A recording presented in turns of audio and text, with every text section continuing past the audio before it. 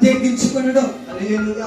ఆయన సముఖానికి వచ్చినటువంటి ఓ దైవ జనాంగమ, హృదయంలో రకరకాల పాపాలు పెట్టుకొని నువ్వు ప్రత్యేకపరచకుండా, ప్రత్యేకమైనటువంటి జీవితాన్ని జీవించకుండా ఉపవాసం చేస్తే అది దేవునికి ఇష్టమైనటువంటి ఉపవాసం కాదు. ఆయన సముఖానికి వచ్చినటువంటి నీవు ఎంతని ప్రత్యేకపరుచుకోవాలా, ప్రత్యేకపరుచుకునేటువంటి బిడ్డగా నీవు జీవించాలా. నీ హృదయంలో పాపం ఏంటి అంటే ద్వేషాలు పెట్టుకోవడం కూడా పాపమే.